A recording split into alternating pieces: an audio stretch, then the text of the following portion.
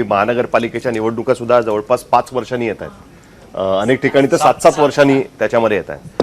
माझ्या दृष्टीने हे सगळे मुद्दे तर आता निवडणुकीच्या काळामध्ये येतच राहतील, वेगवेगळी भाषणं होत राहतील. 14 मध्ये तर अफजल खानाच्या फौजा महाराष्ट्रात आल्या आहेत वगैरे अशा पद्धतीचा पण प्रचार झालेला आहे, वेगवेगळ्या पद्धतीचा.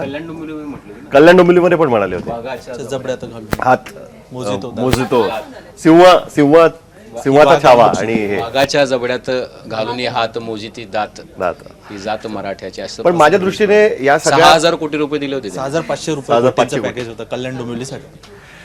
तर ते हे सगळं जरी असेल तरी सुद्धा चिंतेची बाब ही आहे की अजूनही महानगरांमध्ये ज्या पद्धतीच्या रस्त्यांची चाळण झालेली आहे किंवा अव्यवस्था आहे पूर्णपणे, अजूनही महानगरांमध्ये एवढे मोठे प्रकल्प उभे राहत आहेत तरी सुद्धा महानगरामध्ये राहणं यापैकी कुठल्याही, खास करून मुंबईसारख्या, हे काही खूप म्हणजे अत्यंत वेदनादायक अशा पद्धतीचा हा सगळा एक्सपिरियन्स असतो. लोकांना रस्त्यावर चालणं मुश्किल आहे, अजूनही मुंबईतले पब्लिक ट्रान्सपोर्ट हे खचाखच भरून जात असतात. आणि त्याहीपेक्षा गंभीर गोष्ट अशी आहे की गेले 5 वर्ष मुंबईमध्ये महानगरपालिका नसून सुद्धा रस्त्यावरती उतरून कोणीही एका माणसाने मागणी केली नाही की आम्हाला नगरसेवक पाहिजे, आमचा लोकल नगरसेवक, त्याशिवाय आमचं काम अडलंय, आम्हाला मुश्किल झालंय.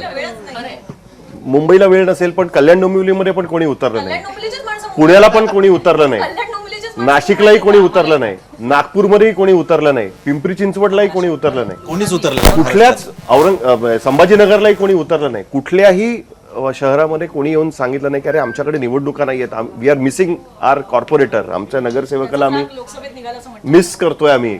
कदाचित तेही असेल की हे सगळे मुद्दे जास्त महत्वाचे आहेत. त्याच्यामुळे कुठेतरी या सगळ्या प्रचाराच्या पलीकडे जे नागरी प्रश्न आहेत त्याच्या बाबतीमध्ये राजकीय पक्ष कुठेतरी कमी पडत आहेत का, त्यांचा संपर्क कुठेतरी कमी झालाय का, वेगळ्याच मुद्द्यांवरती निवडणुका लढवल्या जात आहेत का, याचाही विचार कुठेतरी प्रेक्षकांनी करणं अत्यंत आवश्यक आहे.